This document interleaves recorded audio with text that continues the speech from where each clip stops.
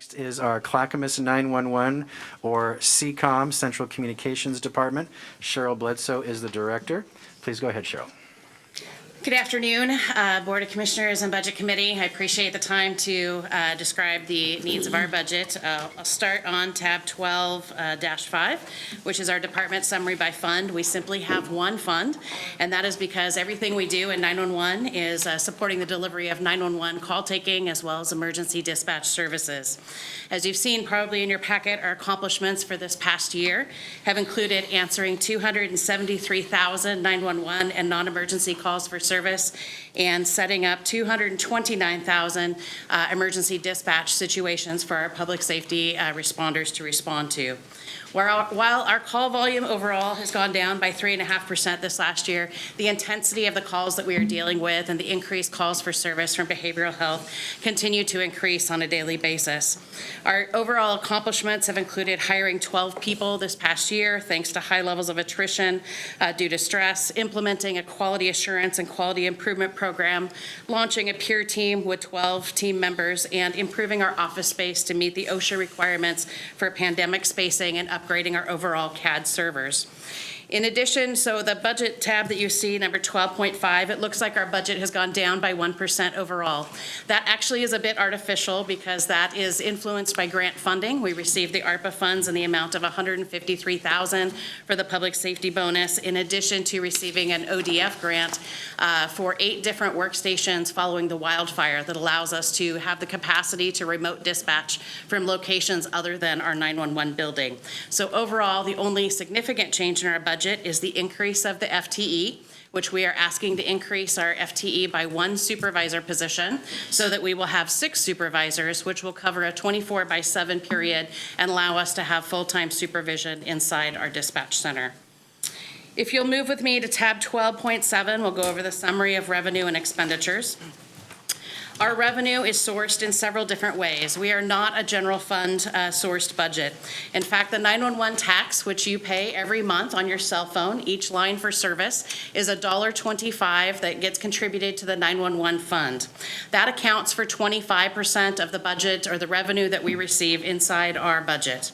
In addition, our grants and our regional partnerships account for about 8% of the funding that you see on our revenue side, and our member fees from our user agencies, the police and fire agencies, as well as the small contracts for service account for 54% of the revenue inside our budget. That revenue among our member agencies, when they pay, 65% of it is paid by our law enforcement agencies, and 35% of that is split with our fire agencies. And that is because the bulk of our workload inside 911 is split for 65-35%, in that we handle much more law enforcement calls for service than we do our fire and EMS community. Our expenses primarily are very personnel heavy. Of our budget on the expense side, 77% of the funds that you see before you go for personnel in our emergency 911 center. Of our overtime, and I know there were some questions asked about that ahead of time, 5% of our personnel costs head towards overtime. And that is simply because the way our budget works is that anytime someone takes time off, someone else has to fill the gap and work those hours in our dispatch center, which means that all time off, all emergency time off, all short notice time off has to be compensated and paid by folks that are working on overtime. The materials and services side of our budget accounts for 12% of our overall budget, and that funds not only the technology but also the software contracts that keep our 911 center, the brains, and all the information that we share inside our facility. So the only ask in our budget today really is the change of that FTE and the addition of that 6th supervisor. And just in case you're curious from a user perspective, since I know I've got a couple of users on the budget committee, the overall user increase for budget was 2.2% for all of our member agencies for this fiscal year. I know there were some questions a little bit about inflation as well. We are not seeing the cost of inflation yet in our technology contracts because we have locked in contracts for 3 to 5 years. So I expect that we will begin to see those inflationary increases either in next year's budget or the year following. But for right now, we were able to lock this year in at 2.2%, trying to be sensitive of the fact that we know those inflationary costs are coming. And with that, I'm open for any questions you might have. All right, any questions for Mr. Karn? Just one, real quick. Good afternoon. Jane. I know that recently we got a new CAD system in place. What's the projected lifespan of the new system before we need to do a major upgrade? Great question. And so just for those who might not be familiar with CAD, computer-aided dispatch is the brains inside a 911 center. It tells a dispatcher or call taker how to give emergency medical instructions or be able to give information. We upgraded our CAD in 2018, and so it is relatively young in terms of CAD programs. It is estimated that the CAD can live about 10 to 12 years, depending on the upgrades that occur. We have funded it with 3 regional partners, which means that those upgrades are included, so we don't anticipate a high capital cost, but it is important for us to begin to save the capital and reserves necessary to get us for a CAD replacement, probably at about 2032 is our estimation. Gotcha. And I know that they're not cheap. I mean, the recent one cost us how much? The recent one was a partnership of about $5 million across 4 centers. Okay, thank you. Yep. However, I will say that CAD programs are going to the cloud, which will have some differences on the infrastructure costs. So where those end up by 2032 is hard to gauge at this moment. Okay, thank you. Sure. Okay, Mr. Sunach, A couple questions. It looks like your proposed budget's... speak more directly into the microphone. Yeah, Ken. sorry Thank about you. that. Yeah, just pull it a little closer. Good. It looks like your proposed budget is chewing up the beginning fund balance in its entirety. Is that correct? No, it Okay. is there, I believe on your tab, there is, it's offset in the reserve and the contingency Okay. elements, and so those are. All right. Yeah, I saw them in the amended and didn't click that they weren't on they were on a different line in the No worries. actual. Okay, thank you. What was the primary driver in the reduction of materials and service? So this past year, we replaced all of the computers themselves that house the CAD system. And so we had anticipated spending. We pulled some money from our capital to cover that expenditure. That expenditure was not replicated in this year's budget because it's only done every 5 to 7 years. Thank you. Sure.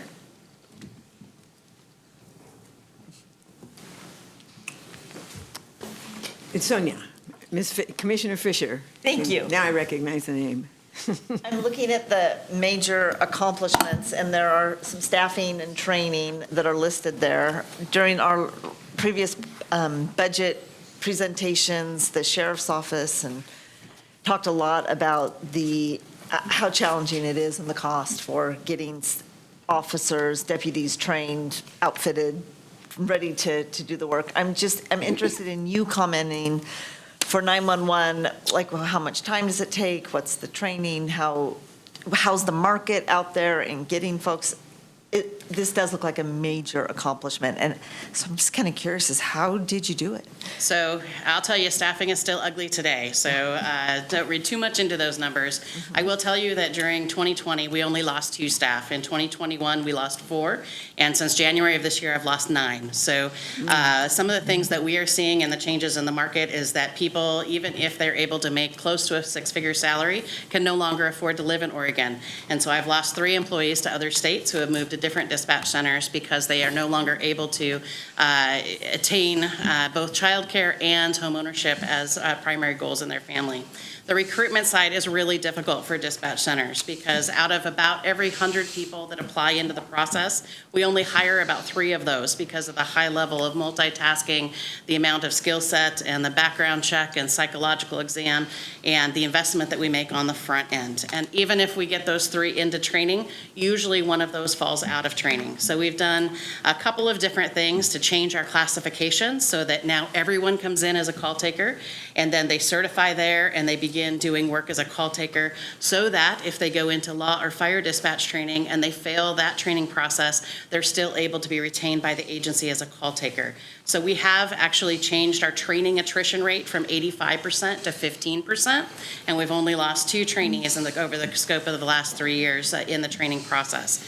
On the recruitment side, it's really difficult, made really challenging by the Equity Pay Act because we are no longer able to compete with law enforcement agencies that have dispatch centers inside them because some of the dispatch centers throughout the state of Oregon are able to give high dollar amount bonuses to the tune of $10,000 to $25,000 of bonus on the front end. And I lost a recruit just this past week for a bonus application down in Newburgh. So we are all competing for the same number of people. We used to open up a recruitment for 2 weeks and I would have 150 applicants. I now do that and I have 25 applicants. And so, and then we go through the testing processes and I'm lucky to really get 3 or 4 applicants. So right now I am down a full 8 positions from being fully staffed that we are in the process of hiring. They are currently, I have 8 that are on to the current eligibility list. They're still going through background and psych. So we're hopeful that we will be able to start 4 of them in September with another 4 kind of in winter.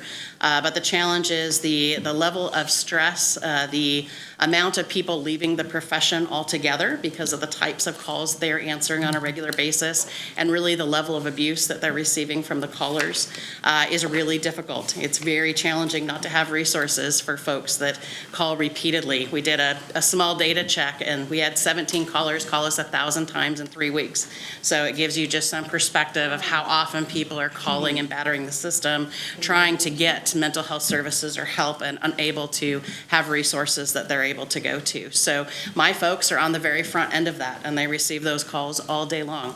I had a situation just earlier today where someone wasn't able to get the help they were, and so they escalated to the point of feeling they needed to bomb threat the location so that they could get additional services. Now, we are pursuing misuse of 911 for those types of situations, but people are desperate and that desperation comes through in the 911 and the non-emergency calls. So even though my call volume is relatively static, it's 3% down from last year, the intensity of those calls beat my staff up every day. Wow. Thank you for that. Mr. Karn and then Commissioner Shell. Thank you. You answered most of my question in finishing up with Commissioner Fisher's question. So is it fair to say that most area dispatch centers, BOAC, LOCOM, everybody WACA, are experiencing the same issue as it relates to retention and then also recruitment, the same? Yeah, there are big staffing shortages throughout the state of Oregon right now. There are a number of 911 centers that are on the verge of being so brittle they're about ready to collapse, which means that I'm receiving requests from other jurisdictions about taking their call volume as well. In this state, just so you know, there's 44 911 centers throughout the state, many of them very small. We are considered about the 4th largest in the state, behind Portland and Washington County and Salem area that have very large centers, and Southern Oregon, maybe 5 or 6. But everyone is down a sizable number of staffing. And actually, to Sonia's question earlier about training, it takes 5 to 8 months to train a call taker. And then beyond that, it takes about 1.5 years to almost 2 years to get them comfortable in the 911 dispatch seat to be able to dispatch law and fire services. So it is a very difficult thing. It's difficult nationwide. We're seeing even moves towards private sector takeover in the southeastern United States. And so the question of whether or not 911 stays a public entity is an open question across the United States right now. Yeah.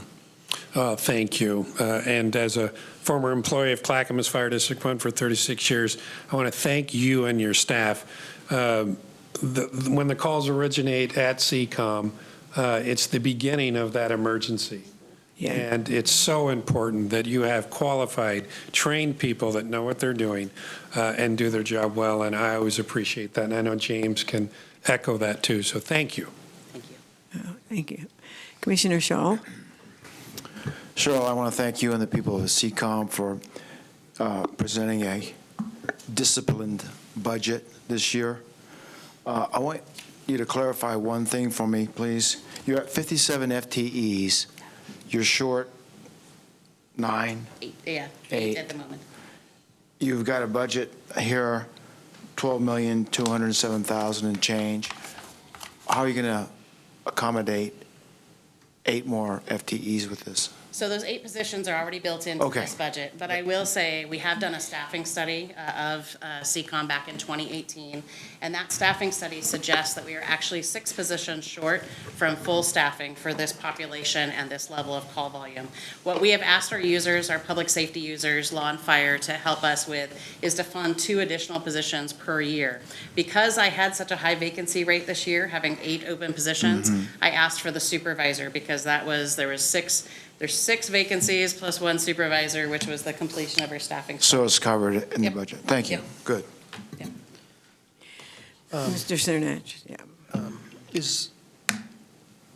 Does the current budget include the overtime caused by the shortages? And How big an issue do you think burnout is facing you going forward, given such shortages? It's a significant issue. Many of my staff currently are working 12-hour shifts on an everyday basis and sometimes up to 14 and 15 hours. We have a 14-hour rule at CCOM, which means that by the time you get to the hour 13 and 14, you not only earn double time pay, but you're also earning an additional comp time. I will tell you the money doesn't matter in terms of traditional money mattering. It's work-life balance that matters, and the ability to get our staff down to 10 hours and 40 hours a week is the #1 priority of everyone in my shop right now, and that is if we're able to get to the full staffing and be able to incorporate training inside of those 40 hours, that is the dream of a dispatch center right now, because every training, every element beyond that it happens outside of those 40 hours, and there is no one in my center right now that is working straight 40 hours, even myself working 5 to 6 days a week. On a regular basis, simply trying to keep the lights on. So it is, it's a difficult story to tell, but fortunately, I'm not part of the general fund, so hopefully it's covered for today. Wow. Thanks, That's Cheryl. really awesome to hear about. I mean, I'm not sure I could even do a shift there, let alone 40 or 60 hours. So, gosh, Cheryl, it's awesome. Commissioner Smith. Thank you for telling your story today, and I hope people listen. Thank you very much.